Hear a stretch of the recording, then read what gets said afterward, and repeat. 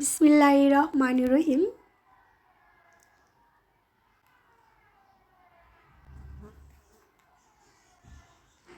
আমরা মেয়েরা ভালোবাসার কাঙ্গাল। একটু ভালোবাসা পেলে আমাদের জীবনের সব কিছু আমরা অন্যের জন্য বিলিয়ে দিতে পারি। আসসালামু আলাইকুম, আমি জেসিন স্বপ্না ঢাকা থেকে বলছি। জেসিন স্বপ্না ব্লগ থেকে সবাইকে আরেকবার স্বাগতম। কাছে এবং দূরে, দেশ ও দেশের বাইরে যে যেখান থেকে আমার ভিডিও দেখছেন, আশা করছি আল্লাহর রহমতে ভালো আছেন। আলহামদুলিল্লাহ, আমিও ভালো আছি। আমার একটা সুন্দর ছোট্ট সাদা ফুল, এই ফুলটা নিয়ে আমি টেনশনে থাকি। এই ফুলটা যদি আমি ওপেন রাখি, মাছি মোচা ডিম পেড়ে এবং নষ্ট নোংরা করে ফেলে, তাই সেজন্য আমি তাকে একটু পলি দিয়ে কাভার করে রাখি। তো উপরের পলিটা কালো হয়ে গিয়েছে, তো সেটা চেঞ্জ করে আমি একটা নতুন পলি দিয়ে আব্দুর রহমানের বাবাকে বলছি সুন্দর করে পেন্টিং করে দিতে। তো আব্দুর রহমানের বাবা সেই কাজটাই করছে। আর এদিকে আমি নাস্তা বানানো শুরু করে দিয়েছি। হালকা হালকা একটু শীত ও ঠান্ডা পড়েছে, তাই সেজন্য কম্বল নামিয়ে ফেলেছি। আর সেই কম্বলটা গায়ে দিয়ে আমার ছোট্ট সোনা বাবা শুয়ে আছে। তো আমার মনে হয় ওর কাছে খুব ভালো ও আরাম লাগছে, সেজন্য আমরা এখানে দিকে নাস্তা বানাচ্ছি, অনেক শব্দ করছি। সে একদমই আলাপ পাচ্ছে না, সে মনে সুখে আরাম নিয়ে ঘুমাচ্ছে। আব্দুর রহমান আর আমি আর তার বাবা একটু পরপর তাকে দেখছি সে কী করছে। তা আলহামদুলিল্লাহ, আমার ছেলেটা কখনো এত লেট করে ঘুমায় না। তো আজকে আরাম পেয়েছে হয়তো মনে, সেজন্য ঘুমাচ্ছে। আমরা ওইদিকে ডিস্টার্ব না করে আমাদের মতো আমরা কাজ করে নিচ্ছি। আমার প্রিয় দর্শক, প্রিয় ভাই ও বোনেরা, আঙ্কেল ও আন্টিরা, সবাই কেমন আছেন? সবার সুস্বাস্থ্য কামনা করে আজকে নতুন একটা সুন্দর ভিডিও নিয়ে আপনাদের মাঝে হাজির হয়েছি। আশা করছি আপনাদের ভালো লাগবে। এখানে আমি 1.5 কাপ ময়দা নিয়েছি আর গরুর দুধ আর রান্না করা সয়াবিন তেল দিয়ে দিয়েছি। দিয়ে আমি ব্যাটার খুব সুন্দর করে নরম তুলতুল সফট করে এটা হাত দিয়ে চেপে চেপে মেখে নিচ্ছি। এই নাস্তাটা আপনারা সকাল বা বিকাল চা বা সস দিয়ে বা আপনাদের ছোট্ট সোনা বাবারা স্কুলে টিফিন বক্স ভরে দিলে তারা খুব মজা ও তৃপ্তির সাথে খেয়ে নেবে।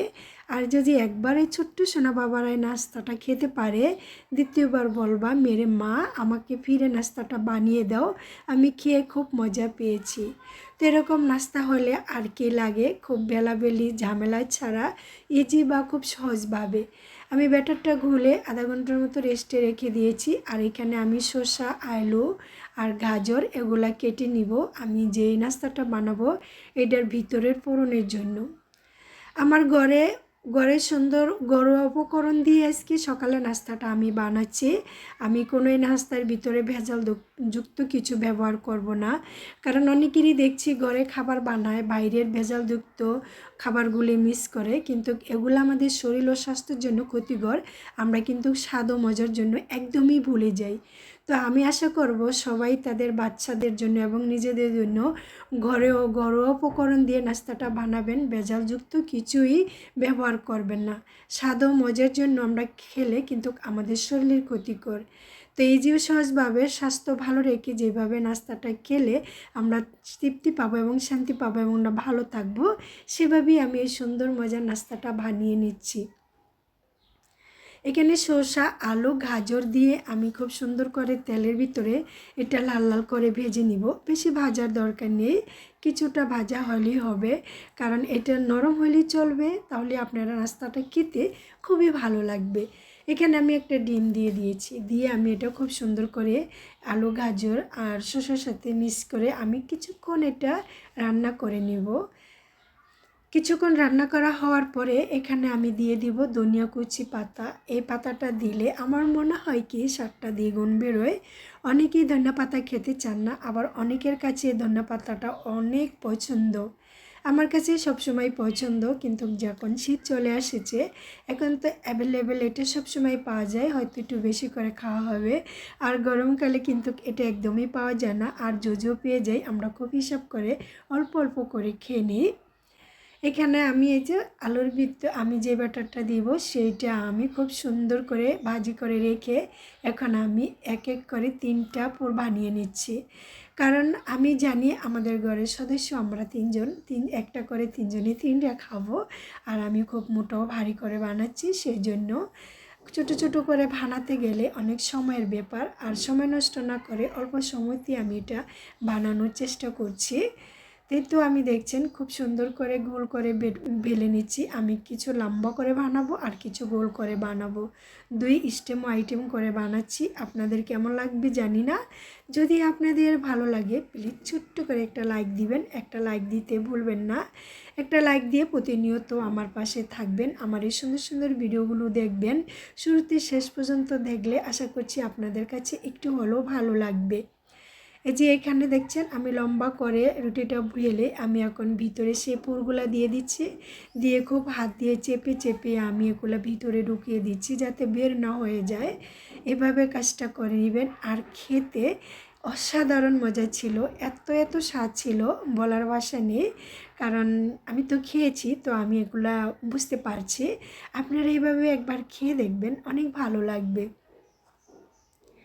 এখন আমি একটা বানিয়ে চুলায় একটা প্যান বসিয়ে দিয়ে দিয়েছি। আমি কিছুক্ষণ তেল ছাড়া ভেজে নিব, তারপরে আমি তেল দিয়ে দিব। আমি ফির আরেকটা বানাচ্ছি, এটা আমি গোল করে বানিয়ে নিব। ওই যে বলেছিলাম যে 2 আইটেম করে বানাবো, তাই এটা গোল করে ভলে নিচ্ছি। গোল করে ভোলা হয়ে গেছে। এখন আমি এটার ভিতরেও ফোড়ন দিয়ে দিব। ফোড়ন দিয়ে এটা আমি গোল করে বানিয়ে নিব। তো এই তো দেখছেন আমি ফোড়ন দিয়ে দিচ্ছি। আর এটা আমি সিঙ্গারা যেভাবে বানাই সেভাবে বানিয়ে নিব। আমরা মেয়েরা একটু একটু করতে দেখতে দেখতে শিখতে শিখতে আমাদের জীবনটা অনেক বড় কঠিন হয়ে গেছে। আর মেয়েদের জীবন, মেয়েদের সংসার বলতেই একটা বিদ্যালয়ে ছোট ছোট ছেলে মেয়েরা যেভাবে যে একটু একটু করে লেখাপড়া শিখতে শিখতে ইউনিভার্সিটি, ভার্সিটি, কলেজে পড়ে, কিন্তু আমাদের মেয়েদের জীবনের সংসারটা কিন্তু ঠিকই এরকম। আমরা যখন একটা সংসারে বউ হয়ে আসি তখন কিন্তু আমরা একদমই আনাড়ি থাকি। বাবা মা আদর ও ভালোবাসা দিয়ে কোনো কাজ শেখায় না এবং করতে দেয় না। কিন্তু সেই কাজগুলো না শেখার সত্ত্বে যখন শ্বশুরবাড়ি আসি তখন অনেক মেয়েরই সে কষ্ট ভোগ করতে হয়, আবার অনেক মেয়েই শান্তিতে থাকে। ওই যে ভাগ্য যার ভালো, আর যে ভালো শ্বশুর শাশুড়ি পায় সে তো ভাগ্যবতী, আর যে খারাপ পায় তার তো কষ্টের কোনো সীমাই নেই। এই তো আমি গোল করে বানিয়েটা দিয়ে দিয়েছি। আর লম্বা করেও আরেকটা বানিয়েছি অফ ক্যামেরায়। তো এই যে 3টা বানিয়ে নিলাম 3 ডিজাইন করে। তো আপনাদের কাছে কেমন লাগছে আমি জানি না, আমার কাছে এত এত ভালো এবং মজা লেগেছিল। কারণ আমি সবসময় খাওয়ার পরে ভয়েসটা দিই।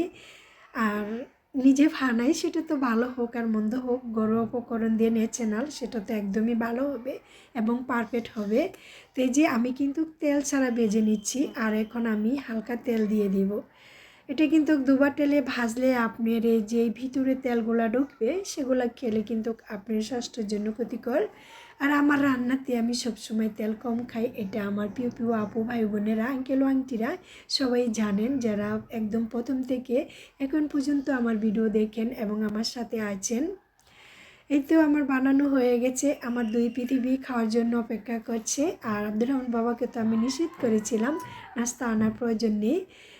আর এই তো এখন খেয়ে আমি একটা ভেঙে আপনাদেরকে দেখিয়ে দিচ্ছি এটার ভিতরের অস্থিরতা কীরকম সুন্দর ও অপূর্ব হয়েছে। তো মাশাআল্লাহ আলহামদুলিল্লাহ খেয়েছি, খুবই মজা ও সুস্বাদু হয়েছিল। আপনারা এইভাবে খেয়ে দেখবেন সকাল বা বিকালের নাস্তায়, বা আপনাদের ছোট্ট সোনা বাবাদের টিফিন বক্স ভরে দিবেন, ওরা মজা সহকারে খাবে। আর এখানে আমি সস দিয়ে দিয়েছি। তো আব্দুর রহমানের বাবা চিবিয়ে চিবিয়ে খাচ্ছে, আবার আমাকে একটু দিয়েছে। আমি তো খাওয়ার জন্য অস্থির হয়ে আছি। তার আমার ছেলেকে দিচ্ছে, আমার ছেলে বলছে খাবো না, গরম, তো ঠান্ডা হলে খেয়ে নিবে। তো আমরা দুজন মিলে খেয়ে নিচ্ছি। আলহামদুলিল্লাহ অনেক ভালো হয়েছিল। তো আজকে ছিল আমার এই সুন্দর একটা নাস্তা, সকাল বিকাল আর টিফিন বক্স ভর্তি করা মজার নাস্তা। তাই নাস্তাটা খেয়ে আব্দুর রহমানের বাবা গেছে অফিসে, আর আমি এদিকে আব্দুর রহমানের বাবা মাছ নিয়ে আসছিল, সেতে মাছগুলো ধুয়ে কুটে পরিষ্কার করে রাখবো। মাছগুলো কেটে নিয়ে আসছিল। আর এই যে দেখছেন মাছের ভিতরে এটা কি আমি জানি না, তো এটা আমি রেখে দিয়েছি। এটা আমি কাউকে জিজ্ঞেস করব, তারপরে খাবো, না হয় ফেলে দিব। এটা কি খাওয়া যায় কি না আমাকে জানাবেন আপনারা। আর এই যে মাছগুলো আমি 3 ভাগে ভাগ করে নিয়েছি, যাতে আমি 3 দিন রান্না করব সেভাবেই। তো আগে থেকে যদি এইভাবে সিস্টেম ও আইটেম করে রাখি বা করি, তাহলে কিন্তু কাজের সময় আপনি একদমই খুব শান্ত ও শীতলভাবে নরমাল ইজিভাবে রান্নাটা করে নিতে পারবেন, একদমই ঝামেলামুক্ত। এখানে যে মাছটা আমি ভেজে নিচ্ছি। তাই অনেকেই এই পাঙ্গাস মাছটা খায়, আবার অনেকেই খায় না, কিন্তু আমি খাই না কখনো এই পাঙ্গাস মাছ। একসময় অতিরিক্ত খেতাম, এখন আর আমার কাছে ভালো লাগে না। আর আমার এই মাছটা নদীর মাছ, সেজন্য নিয়ে আসা। আর নদীর পাঙ্গাস খেতে কিন্তু অনেক ভালো লাগে, অনেক তেল ওঠে রান্না আর ভাজা করার সময়। কিন্তু আমি পেঁয়াজ তেলের ভিতরে দিয়ে সমস্ত উপকরণগুলো দিয়ে এখন আমি মশলাটা ভেজে নিচ্ছি। আমার মশলা খুব সুন্দর মতন কষানো হয়ে গেছে। এখন আমি এখানে দিয়ে দিব আলু। আজকে আমি আলু দিয়ে মাছটা রান্না করব। আলু মামা কেন এত দাম বেড়েছে আমরা জানি না। এই আলু মামা কখনো আমরা 20 টাকা 25 টাকা করে খেতাম, আর এখন এই আলু মামার এত যে দাম হয়েছে তার ধারে যাওয়া যায় না। তো আলুর বদলে মূলা খাবো, কিন্তু আলু খাবো না এটাই ভাবি। কিন্তু সবসময় তো আর ঠিক না, এক এক সময় তো তরকারির ভিতরে আলু দিতে হয়। কালো সব তরকারি রাজাই কিন্তু আলু। অতিরিক্ত দাম হওয়ার কারণে হয়তো একটু কম খাবো, এটাই তো না। এই যে মাছগুলো আমি ভেজে রেখেছি, আর মাছগুলো কিন্তু একদমই লাল লাল করে আমি ভেজে নিয়েছি। আর এখন এই যে আলুটা খুব সুন্দর করে কষিয়ে আমি একটু ঝোল দিয়েছি। আর তরকারির একটু ঝোল ঝোল রাখবো, যাতে শীত এসেছে আমাদের শরীরের দিকে খেয়াল রাখতে হবে। অনেকের শরীর কষিয়ে যায় এবং জ্বালা পোড়া করে, আমরা বোনা খেতে খেতে আর পানি খাওয়াটা বন্ধ করে দিই শীত আসছে বলে। সবাই বেশি বেশি করে পানি খাবেন আর একটু ঝোল তরকারি খাওয়ার চেষ্টা করবেন, আশা করছি শরীর ভালো থাকবে। যদি আপনাদের কাছে ভালো লাগে প্লিজ একটা লাইক দিবেন। আর আপনি যদি আমার চ্যানেলে নতুন হয়ে থাকেন, চাইলে আমার চ্যানেলটাকে সাবস্ক্রাইব করে পাশে থাকা বেল আইকন অন করে পাশে থেকে যাবেন, যাতে ভিডিও ছাড়া মাত্র নোটিফিকেশন তোমার কাছে পৌঁছে যায়। আর তুমি যদি এই কাজটা অলরেডি করে থাকো, আমার পক্ষ থেকে তোমাকে অসংখ্য ধন্যবাদ। আমার এই রান্না কথার মাঝে যদি কোনো ভুল ত্রুটি হয়, সুন্দর ক্ষমা দৃষ্টিতে ক্ষমা করে দিবে আর আমার পাশে থাকবে সবসময়ই। আর এইখানে এই যে দেখছেন আমি পেঁয়াজ গাছের চারা বুনিয়েছি, কি সুন্দর করে পেঁয়াজ গাছের চারা গজিয়েছে।